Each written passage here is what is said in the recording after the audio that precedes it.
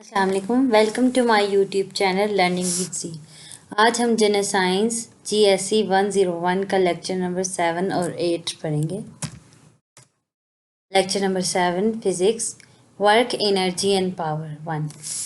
Work energy and power पे दो chapters हैं, 7 और 8। आज हम दोनों ही पढ़ेंगे। सबसे पहले वर्क क्या है। एक आम तौर पे तो वर्क किया है ना कोई काम, लेकिन फिजिक्स में हम कहते हैं ऐसा काम जिसका करने का कोई फ़ायदा भी हो, जो यूज़फुल हो। जैसे अगर कोई एक काम है कि कोई बंदा है, वो सारा दिन कोई बोरी या कोई चीज़ पकड़ के खड़ा रहा है, तो वो आप शायद कोई काम कंसिडर करें उसको। लेकिन फिज़िक्स क्या कहती है कि वो कोई काम नहीं है, क्योंकि उसमें मोशन नहीं हो रही। वो फोर्स तो लगा रहा है पर उसमें डिस्प्लेसमेंट या कोई डिस्टेंस कुछ भी नहीं है, तो वो कोई वर्क नहीं है। वर्क जो है ये स्केलर क्वांटिटी है, जबकि ये दो वेक्टर क्वांटिटीज़ का डॉट प्रोडक्ट है। व्हेन वी से an object does work, what does this mean. जब हम कहते हैं कि एक ऑब्जेक्ट या कोई चीज़ काम कर रही है, तो इसका क्या मतलब है। इसका मतलब है, for example, an object is lying on the table. कोई चीज़ जो है वो मेज़ पे पड़ी हुई है, वो कोई काम नहीं कर रही। Is it doing any work? No, it is not doing any work because it is lying on the table. क्योंकि वो टेबल के ऊपर पड़ी है, वो डिस्टेंस कवर नहीं कर रही, इसलिए वो कोई वर्क नहीं कर रही। In physics work is defined as the work which is useful. कोई मुफीद काम जो हो रहा हो उसको ही हम काम कहते हैं। The work is defined as the product of force and displacement. ये डॉट प्रोडक्ट होता है, यहाँ एफ डॉट आसान है, यहाँ पे डॉट मिसिंग है। The force should acting on a body should be a net unbalanced force। यहाँ अनबैलेंस से मुराद ये है, मैंने आपको लास्ट लेक्चर में भी बताया था कि एक तो ये है हम किसी चीज़ पे फोर्स लगा रहे हैं। जैसे कोई दीवार पे हम फोर्स लगा रहे हैं, उसे धक्का दिए जाएंगे, दीवार अपनी जगह से नहीं हिलेगी। या कह लें कोई बहुत वजनी टेबल है, हम उसको धक्का दे रहे हैं, वो हमसे नहीं हिलेगा। लेकिन अगर कोई ज़्यादा, जैसे क्रेन दीवारों को भी गिरा सकती है, या कोई बहुत हेल्दी बंदा है या बहुत किसी और स्ट्रॉन्ग चीज़ से हम उस टेबल को हिला रहे हैं कि वो अपनी जगह से मूव कर गया है, तो वो होती है अनबैलेंस फोर्स। बैलेंस फोर्स वो होती है जो बैलेंस हो जाए, यानी चीज़ मूव ना कर रही हो, तो इसके लिए एक अनबैलेंस फोर्स चाहिए होती है। And the body should cover some distance under the action of this force, यानी उस फोर्स की वजह से जो भी हमारा ऑब्जेक्ट है वो मूव करे, अपनी एक जगह से दूसरी जगह पे जाए। Work is a scalar quantity and its units are newton metre, क्योंकि फोर्स का यूनिट है न्यूटन, डिस्प्लेसमेंट का है मीटर, और इसको जॉउल भी कहते हैं। जॉउल एक साइंटिस्ट था, जिस तरह न्यूटन साइंटिस्ट था, तो उसके नाम के ऊपर इसका यूनिट जॉउल है। What about reaction forces. Reaction forces कौन कौन सी हैं? ये रिएक्शन फोर्सेस बताई हुई हैं। ये हमने फोर्स लगाई है इस तरफ में, ये तो ये वाली फोर्स जो है, ये ऊपर वाली और नीचे वाली है, एक दूसरे को बैलेंस कर रही होती है ना। ये वाली फोर्स की वजह से हमारी मोशन हो रही है। From figure, weight of the object acts in downward direction and the reaction of the surface is upward direction. और वो दोनों एक दूसरे को बैलेंस कर रही हैं। सो equal and opposite cancel out each other's effect and does not allowing the object to move in vertical direction। ये ऊपर से नीचे वाली वर्टिकल डायरेक्शन होती है, और दाएं से बाएं या बाएं से दाएं हॉरिजॉन्टल होती है। So the object is move from point A to B and cover displacement X in the direction of force. This is the force F which is causing the work. इस फोर्स एफ की वजह से work done हो रहा है। Conditions for the work to be done. क्या conditions होती हैं? The force must be acting on the body. Force body के ऊपर लगनी चाहिए, और the body should cover distance in the direction of force. जिस डायरेक्शन में फोर्स लग रही है, उस डायरेक्शन में बॉडी को कुछ ना कुछ डिस्टेंस कवर करना चाहिए। अब कुछ केसेस हैं कि जो वर्क डन है हमारा कब कब ज़ीरो होता है। केस 1, अगर एफ ज़ीरो, ज़ाहिर फोर्स ही नहीं होगी तो वर्क कहाँ से लगेगा। इसी तरह वो अगर डिस्प्लेसमेंट ज़ीरो हो, जैसे मैंने बोरी की एग्जांपल ली कि कोई बंदा उठा के खड़ा रहा है, उस केस में फोर्स तो ज़ीरो नहीं है, लेकिन क्योंकि डिस्टेंस कवर नहीं हो रहा तो वो ज़ीरो है। Work against gravity, F is equal to mg, S is equal to x, W is equal to mgx. Work done in falling and rising has to be the same, therefore we say that work done against gravity has also to be equal to mgx. ये थोड़ा थोड़ा miss print है, ये m1g लिखा हुआ है, ये m2g लिखा हुआ है, यानी बॉडी जो है ऊपर से नीचे की तरफ या नीचे से ऊपर की तरफ जब जाती है. अब कुछ केसेस हैं एंगुलर केसेस भी, क्योंकि ये मैंने आपको बताया डॉट प्रोडक्ट होता है. आपने पढ़ा होगा डॉट प्रोडक्ट और क्रॉस प्रोडक्ट. डॉट प्रोडक्ट जो होता है उसमें दोनों वेक्टर्स की मैग्नीट्यूड और कॉज ऑफ थीटा होता है, और क्रॉस प्रोडक्ट या वेक्टर प्रोडक्ट जो होता है उसमें साइन ऑफ एंगल आता है. Some time force is applied at an angle, यानी सीधी सीधी नहीं है, कोई ना कोई एंगल बन रहा है, तो फिर क्या होगा. Then we use trigonometric relations to find out the work.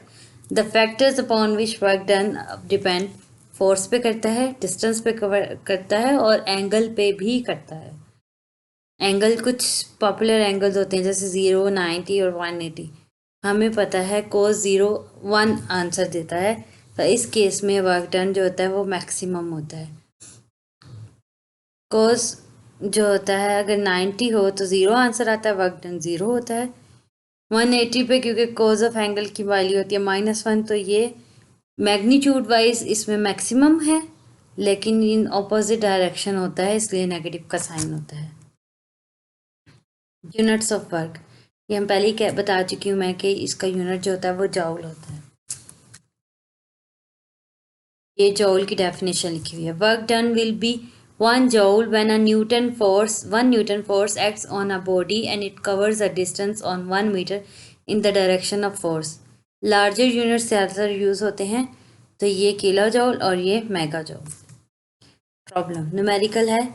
A labourer pushes a heavy crate through a distance of 20 metre, यहाँ एस है 20 metre. If the force of labourer is 250 newton, F ये दिया. What is the quantity of the work done. जब angle नहीं दिया गया इसका मतलब है कि इसमें एंगल हम यूज़ नहीं करेंगे, जस्ट एफ एस आएगा.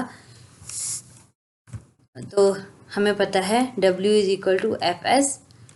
यहाँ F की वैल्यू 250, S की वैल्यू 20 पुट की, दोनों को मल्टीप्लाई किया, 5000 आंसर आ गया. अब पावर, काम तो बहुत सी चीज़ें कर रही होती हैं. आप अक्सर कहते होंगे ये काम फलां बंदा इतनी जल्दी कर लेता है, ये काम इतनी देर लगा के कर रहा है. तो वो चीज़ क्या होती है, उसकी पावर, कि कोई काम कितने टाइम में कर रहा है. Rate of doing work is power, that is work done per unit time is power. P is equal to W/T, work done over time taken. Power is a scalar quantity, क्योंकि work done scalar quantity है, time भी scalar quantity है, तो that's why power भी scalar quantity है. इसका unit होता है watt. If 1 joule of work is done in 1 second then power is 1 watt. Power के भी बड़े यूनिट यूज़ होते हैं, ज़्यादातर मेगावाट यूज़ होता है. अब इसका भी न्यूमेरिकल प्रॉब्लम है. A motor pumps 2000 kg of water in 1 hour. यहाँ पे हमने जो यूज़ करना होता है ना हमेशा, क्योंकि ऐसा यूनिट टाइम का सेकंड है, तो हम सेकंड्स में कन्वर्ट करेंगे टाइम को. 1 hour from a well to an overhead tank through a distance of 50 meter, find the power of the motor. अच्छा, ये मैथ्स हमने ये लिख दिया. फोर्स अप्लाइड, आप देख रहे होंगे कि फोर्स तो यहाँ पे लिखी नहीं हुई, तो ये फोर्स कैसे यहाँ आ गई, तो वो हम कैलकुलेट करेंगे mg से.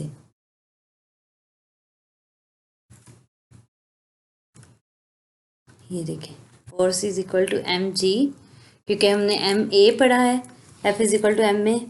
और जब under the action of gravity काम कर हो रहा हो तो हम उस फोर्स को mg लेते हैं. तो यहाँ से हमने F कैलकुलेट किया, W is equal to mgx, और फिर पावर W/T. ये हमारा आंसर आ गया. अब एनर्जी, कितना काम करने की हम में ताकत है, उसको हम कहते हैं energy. Its is the ability of a body to do work. Energy is needed to do any type of work. किसी भी किस्म का काम करने के लिए हमें ताकत चाहिए होती है, उसको हम कहते हैं energy. Energy is a scalar quantity and its unit is that of work, that is joule. Unit of work done is equal to unit of force multiply by unit of displacement, और यही वो इसके mega units दिए हुए। Next lecture number 8, work energy and power 2। ये शुरू में वही एनर्जी को ही एक्सप्लेन किया हुआ है, वही अभी जो हम पढ़ के आए हैं। आगे है टाइप्स ऑफ एनर्जी। एनर्जी की टाइप्स होती हैं kinetic, potential, chemical, heat, nuclear, solar, light energy, sound energy, electrical energy. आप आगे सबको बारी बारी पढ़ेंगे। पहली चीज़ है कन्वर्जन ऑफ एनर्जी। एनर्जी एक फॉर्म से दूसरे फॉर्म में चेंज होती रहती है। जैसे अगर हम कोई चीज़ पकड़ी हुई है, फॉर एग्ज़ाम्पल आपने एफएससी में पढ़ा होगा, वो कोई कप टूटने वाली न्यूमेरिकल था, या उसकी वो कोई एग्जांपल दी हुई थी कि कप टूटा है। कप पहले है अपनी जगह पे पड़ा हुआ है, वो उसकी पोटेंशियल एनर्जी है। जब वो आपके हाथ से गिरा, ऊपर से नीचे जा रहा था, वो काइनेटिक एनर्जी है। जब वो ज़मीन पे टकराया, आवाज़ आई टूटने की, वो साउंड एनर्जी, और वो पीसीज में भी टुकड़े टुकड़े हो गया, तो वो एक और एनर्जी में कन्वर्ट हो गया।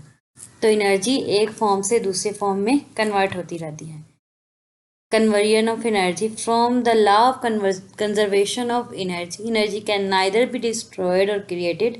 It can only be converted from one form to another. Energy कभी भी ना तो हम बना सकते हैं ना तबाह कर सकते हैं, ये बस अपनी एक फॉर्म से दूसरे फॉर्म में तब्दील होती रहती है।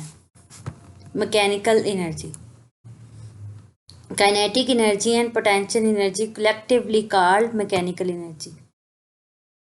इन दोनों के सम को हम कहते हैं मैकेनिकल। काइनेटिक क्या होती है, मोशन की वजह से कोई एनर्जी, और पोटेंशियल क्या होती है, उसकी रेस्ट स्टेज में, या आप कह लो कि वो उसमें कितनी एनर्जी है कि वो कोई काम कर सके। एनर्जी और ability to do work a body possesses due to its state of motion kinetic energy है। इसका फार्मूला आता है half mv²। Potential energy a body possesses due to its position or state. Potential energy is further divided into two: gravitational potential energy और elastic potential energy. Gravitational potential energy जो है कि वो gravity की वजह से उसकी यानी हाइट mgh, कि वो हाइट कितनी है उसकी ग्रेविटी के लिहाज से, या कह लें हम ये जगह से जगह की चेंज होती है। अब वही एक बॉल है जो किसी छोटे टेबल पे पड़ी हुई है, उसकी हाइट कम होगी तो उसकी एनर्जी लो, हम उसके हिसाब से कह रहे हैं। तो ये एब्सोल्यूट एनर्जी नहीं होती, with respect to some reference होती है कि अगर वो टेबल ऊंचे पे पड़ा है या बेड पे पड़ा है तो उसकी ये एनर्जी है। इलास्टिक पोटेंशियल एनर्जी, ये स्प्रिंग की एनर्जी होती है कि स्प्रिंग में हमने कितनी इलास्टिसिटी है, कितनी एनर्जी स्टोर की हुई है। The energy stored in a spring is elastic potential energy. EPE stand for elastic potential energy. अब काइनेटिक एनर्जी की डेरिवेशन, ये भी आपने इंटर में पढ़ी होगी कि हम इसको कैसे डिराइव करते हैं, इसका formula. Assuming a body starts from rest and attains a final velocity, तो हमें पता है v(f)² is equal minus vi² is equal to 2as। एक ही जगह हम f/m लिख सकते हैं क्योंकि f is equal to m में होता है। v(f)² minus vi² is equal to 2 into s/m। fs को एक साइड पे रहने दें, इधर m डिवाइड हो रहा है, इधर आएगा तो मल्टीप्लाई हो जाएगा, इधर 2 मल्टीप्लाई हो, इधर आएगा तो डिवाइड हो जाएगा। Half m into v(f)² minus vi², ये fs वर्क है और वर्क और एनर्जी सेम होती है, तो ये kinetic energy is equal to half mv(f)² minus half mvi²। अगर इस केस में vi शुरू में हमने इनिशियल जो थी वो ज़ीरो ली हुई है कि रेस्ट पे है, vf को हम जस्ट v लिखते हैं, तो यहाँ पे काइनेटिक एनर्जी हाफ mv² आ गई। अभी आगे उसका न्यूमेरिकल दिया हुआ है कि अब fast bowler balls a cricket ball of mass 0.25 kg at 20 metre per second. ये -1 s के ऊपर पावर में इसके साथ दी है। What is the kinetic energy of the ball? If a slow bowler balls at half the speed, what is the work done by the slow bowler? यानी हमने 2 दफ़ा इसको कैलकुलेट करना है। एक दफ़ा हमने हाफ स्पीड लेनी है यानी 10, इसका आधा, और एक दफ़ा ऐसे पूरा। जस्ट हमने वैल्यूज पुट करनी है। ये देख लें, हाफ एम स्क्वायर फार्मूला लिखा, इधर भी यहाँ 10 पुट किया, यहाँ 20, इसका स्केयर लेके इसको इससे मल्टीप्लाई और 2 से डिवाइड करिए, यहाँ आंसर आ जाएगा। इसी तरह इसका यहाँ आंसर आ जाएगा। Potential energy, assuming a body moves a distance h under the action of gravity, f की जगह mg आ जाएगा और s की जगह h आ जाएगा। w is equal to mgh। Other energies, chemical energy, it is the energy produced as a result of chemical reaction, for example energy in cell battery, burning of wood or coal. Elastic energy, elastic potential energy, energy produced in compressed or stretched elastic object, for example energy in a compressed spring. Gravitational potential energy, energy due to the position of a body above the earth's surface. For a body of mass m at height h above the earth's surface, gravitational potential energy wt multiplied by h is equal to mgh. Internal energy, it is the energy possessed by the constituent molecules of a substance that is due to the temperature of the body. Her body की कोई ना कोई internal energy होती है। Electric energy, it is the energy produced by the coils of a generator when run by a turbine or a turning mechanical force in a magnetic field. आपने पढ़ा होगा कि मैग्नेटिक फील्ड की वजह से current produce हो सकता है, तो ये वो जो एनर्जी होती है ना, उसको हम इलेक्ट्रिक एनर्जी कहते हैं। Sound energy, it is the energy produce by a vibrating body.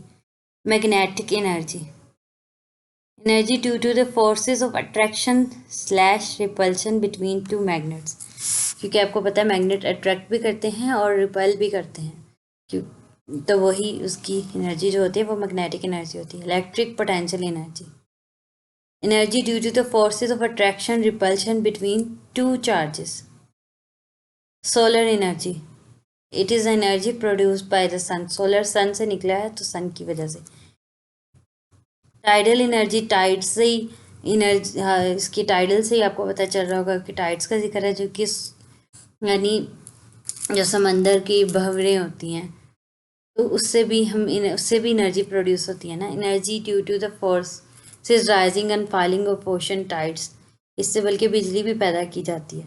Geothermal energy, यानी ज़मीन के अंदर जो एनर्जी, जियो ज़मीन से है, थर्मल उसके अंदर हीट जो होती है। Energy present inside the earth hot molten core.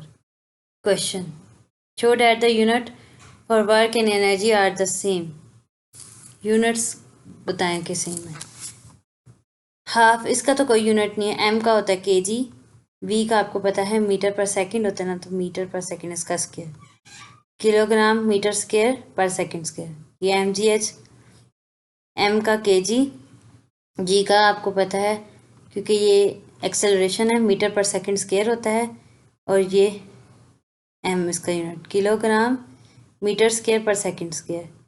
W is equal to F S M A S, M का unit KG, acceleration M metre per second square, और ये एस का भी metre, kilogram metre square per second square. तो आप ये देख लें सबके यूनिट्स क्या हैं, सेम है। Is any work done when we lift a load from the surface of earth to the height H, क्या कोई वर्क डन होता है कि अगर हम कोई चीज़ जो है सरफेस ऑफ अर्थ से कोई सी हाइट पे ले जाएं। As there is a difference between potential energy, therefore work has to be done to raise a mass from the surface to the height H, यानी होगा कोई एम जी एच, उसकी value होगी। Difference between transfer mode, heating and working, both heating and working transfer energy from one form to another, एनर्जी उससे भी transfer होती है। One uses a temperature difference, the other uses a force, क्योंकि temperature भी तो, heat भी तो एक एनर्जी की फॉर्म है ना, तो जब टेम्परेचर एक जगह से दूसरी जगह ट्रांसफ़र हो रहा होता है तो उससे भी एनर्जी ट्रांसफ़र होती है। For example, use of a temperature difference cattle and use of a force a pendulum. Reversible and irreversible conversion, कुछ कन्वर्शंस होती हैं जो रिवर्सिबल होती हैं, यानी हम दोबारा उस हालत में जा सकते हैं, और कुछ इरिवर्सिबल, उसको हम यानी चेंज नहीं कर सकते। Reversible conversion are interchangeable changes of energy that can be interconverted or recovered, whereas in the case of an irreversible conversion, the energy transformation is not recoverable or that it cannot be used again. Reversible mechanical electrical energy is rechargeable batteries and irreversible loss due to friction burning of fuel, यानी friction की वजह से जो energy ज़ाया होती है वो दोबारा नहीं आ सकती। लेकिन जब हम बैटरीज वगैरह चार्ज करते हैं, क्या है, वो रिवर्सिबल, हम बार बार चार्ज कर सकते हैं। Matter is also a form of energy और matter can be converted into energy. ये क्वेश्चन है, पूछा जा रहा है। यस, मैटर को हम एनर्जी में कन्वर्ट कर सकते हैं by using Einstein equation E is equal to mc²। ये स्पीड ऑफ लाइट है, ये मास है, और E for energy. Renewable and non renewable sources of energies. Renewable यानी जो बार बार प्रोड्यूस होती है, नॉन रीन्यूएबल जो हम दोबारा नहीं कर सकते। Renewable sources are those which are refilled over a finite period of time and can be used again. For example, solar, hydel, tidal, waves, rechargeable batteries, sources, etc., which become depleted when used. For example, oil, gas, coal and wood. क्योंकि लकड़ी, कोयला और gas ख़त्म हो जाए, ये चीज़ें तो दोबारा नहीं बन सकती, फिक्स डिपॉजिट्स हैं इनके अर्थ में। Interconversion of mechanical energy. Mechanical energy क्या होती है, काइनेटिक और पोटेंशियल ना, यानी काइनेटिक एनर्जी और पोटेंशियल एनर्जी इंटर कन्वर्टेबल हैं, एक दूसरे में तब्दील हो जाती हैं। Assuming a body of mass m falls a distance h under the action of gravity from points A to C through B। ये भी आपने एग्जाम्पल पढ़ी होगी ABC वाली। यानी ये टोटल हाइट अगर हम h ले रहे हैं, ये वाली x है, तो ये h माइनस x होगी। अब यहाँ पे जब बॉडी है पॉइंट ए पे, तो सारी की सारी एनर्जी पोटेंशियल एनर्जी है।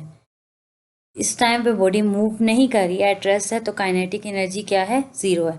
लेकिन जब वो यहाँ से यहाँ आएगी ना, इस स्टेज पे पॉइंट बी पे, उसकी टोटल जो एनर्जी है उसमें कुछ काइनेटिक भी है और कुछ पोटेंशियल भी है, जबकि सी पॉइंट पे पोटेंशियल एनर्जी ज़ीरो हो जाएगी।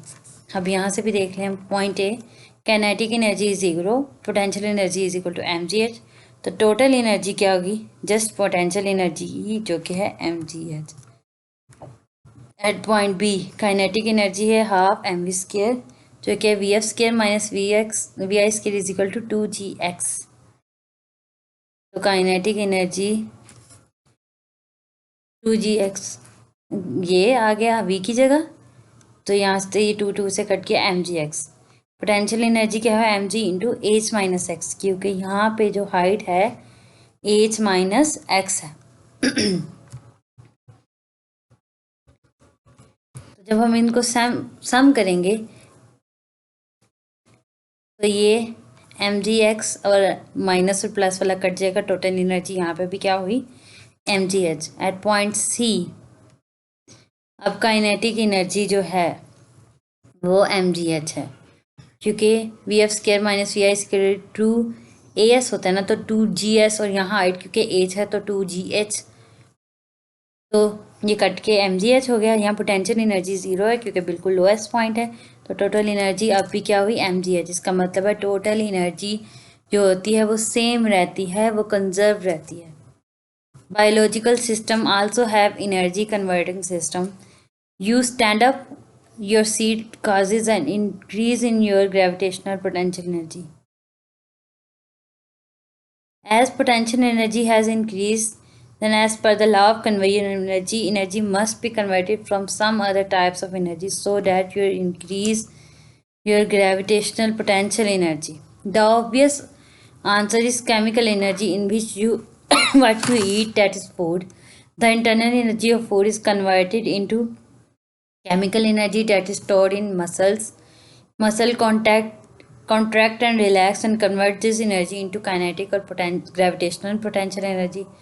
For example, 100 grams of ice cream give us 1.05 mega जॉल और 1.05 इंटू 10⁶ जॉल ऑफ एनर्जी। यानी हम जो खाते हैं वो हमारी बॉडी में डिफरेंट काइंड्स ऑफ एनर्जी के ज़रिए स्टोर होता है और इस्तेमाल होता है।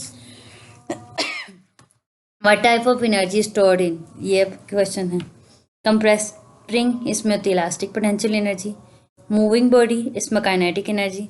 Boiling water in hydro electric reservoir इस और डैम, ग्रेविटेशनल पोटेंशियल एनर्जी होती है। हॉट कप ऑफ कॉफ़ी, इसमें थर्मल और हीट एनर्जी होती है। Tides of ocean, tidal energy. Air moving west, wind energy. Current carrying wire, इसमें electric energy. Can we create और डिस्ट्रॉय एनर्जी? नो। अभी हमने पीछे शुरू में law of conservation of energy यही पढ़ा था कि energy can not be created और destroyed, it can only be converted into another form of energy, so no. Is there any work done during conversion of energy? If the energy conversion involves force, then work is done. If it is a thermal exchange without change of volume, then work is not done as no force is involved. Energy and power.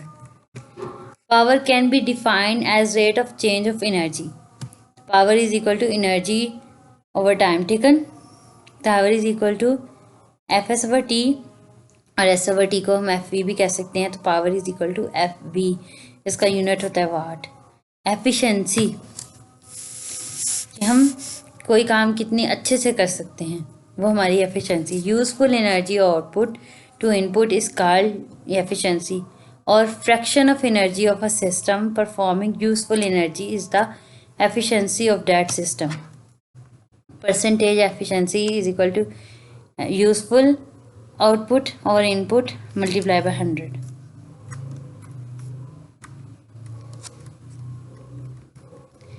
If we multiply and divide the above relation with the time, then we can define efficiency as a useful power output to the input.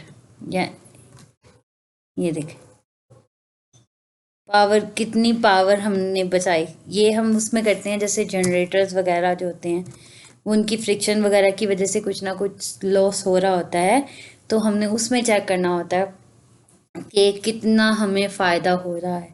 कुछ ना कुछ efficiency कम ही होती है, किसी भी चीज़ की 100% efficiency नहीं report की गई आज तक, क्योंकि फ्रिक्शन वगैरह मौजूद होती है। अगर आपको मेरी वीडियो पसंद आई हो तो इसको लाइक करें, मेरे चैनल को सब्सक्राइब करें। अगर आपका कोई भी क्वेश्चन हो तो आप उसको कमेंट सेक्शन में पूछ सकते हैं, मैं आपके क्वेश्चंस का आंसर देने की भरपूर कोशिश करूँगी। अल्लाह हाफिज़।